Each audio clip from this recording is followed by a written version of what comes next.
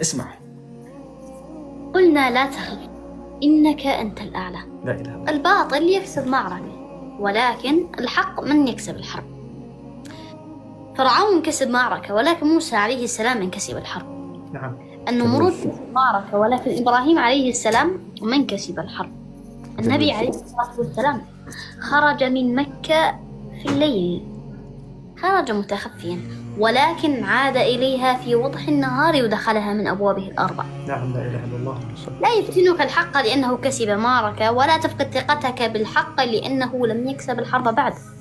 الله سبحانه وتعالى يملي الباطل ليعره، ويؤخر انتصار الحق لينقي. لا إله إلا الله. فإذا وصل الباطل ذروته اعلم وتيقن وتأكد أن انتصار الحق اقترب. جميل. بكم وأسأل الله أن يهون هذا على قلوبنا. يا أخي عسل عسل يا زلمة. الله كفو منك. هذا الكلام يعني مربوط في أهلنا في غزة.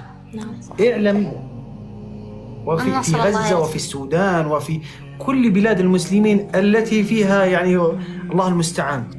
هذا الكلام لكم. اعلموا أن نصر الله قريب. صحيح.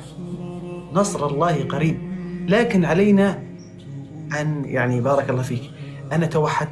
هذا الأمر الوحيد، أن نتوحد ونكون كلمة واحدة، كلمة حق ليس فيها أي شيء، كلها لله.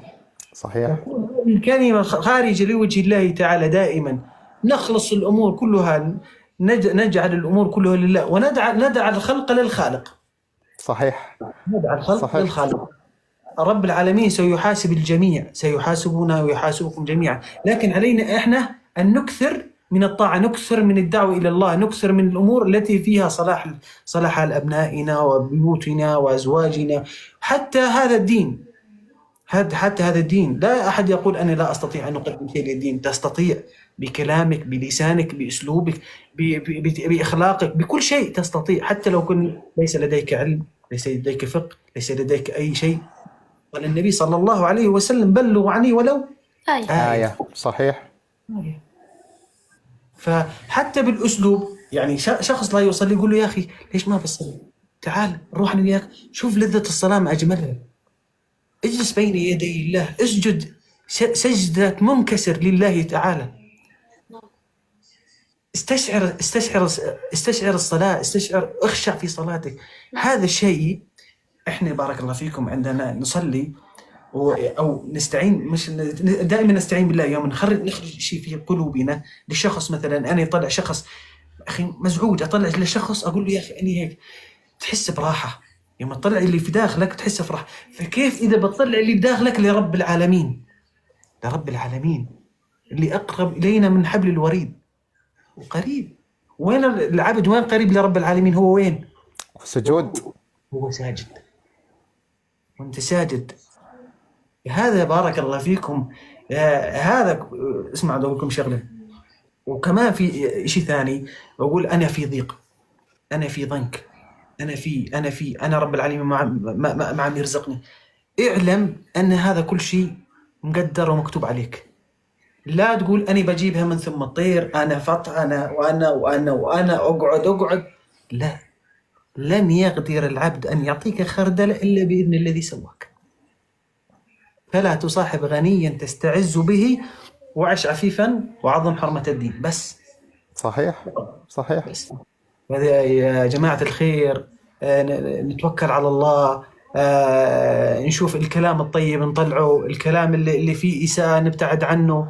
يعني بارك الله فيكم، احنا ما خرج لهذه المواقع إلا من أجل أن نري العالم أن لدينا براعم جميلة، لدينا أشبال، لدينا أناس يغارون على هذا الدين ويحبون هذا الدين ويضعون صورة جميلة لهذا الدين، ليس لجمع الأموال، وليس لجمع الأرقام والأعداد والمتابعين، وليس من أجل الشهرة. هذا كله فاني، كله سيذهب. أعطوني جدي، وينه مصاري؟ كله راح. وين أماراته؟ وين أراضيه؟ ما في شيء. جدي واللي هو جدي ما في في هذه القصيدة ما تقوم وما ماتت مكارمهم. قد مات قوم وما ماتت مكارمهم، وعاش قوم وهم في الناس أموات. يا عيني. كلك يا أثر، كلك بصمة في هذه الحياة. كلنا سنرحل ويبقى الأثر، صحيح. إما أثر جميل أو أثر هناك ناس سيترحمون عليك وهناك ناس سيفرحون لأنك نعم. مت. وأنتم يا جماعة الخير، أنتم الذي لديكم الأرقام الكبيرة، ستسأل عن هذه الأرقام. ماذا قدمت؟ ماذا فعلت؟ لمن فعلت ولمن قدمت؟ لوجه الله أم لأجل أن يقولوا أني أنا شيخ، أو لأجل أن أقول أنا أقدم؟ لا، هذا رياء ولن يقبل منك. إذا أردت أن يذكر لك في الدنيا ليس لك نصيب الآخرة. فدائما نخلص النية لله عز وجل، وندع الخلق للخالق، ونتوكل على الله. ربما يعني تخرج من أفواهنا كلمة تهوي في وين؟ بنا في النار، وربما كلمة 70 خريف، ترفعنا. مش يعني 70 خريف يعني 70 سنة. النبي صلى الله عليه وسلم سمع شو صوت صخرة، ألقي صوت إيش؟ وجبة شديدة. قالوا ما هذا الصوت يا رسول الله؟ قال هذه صوت صخرة ألقيت في نار جهنم منذ 70 عاما، لم تصل إلى قاعها إلا الآن. فلنتق النار. سبحان الله. كلام جميل جدا، يعني الآن التمسناه من والد إبراهيم وإبراهيم. سبحان الله، كلمة جميلة لما قال الأعمال كما قال النبي صلى الله عليه وسلم، قال إنما الأعمال بالنيات وإنما نعم. فلا أستطيع أن أشك بإبراهيم إنه نيته مش خالصة لله، أو أشك بالشيخ عمر إنه لله. لا أحد يعرف، فالذي يعرف هو الله.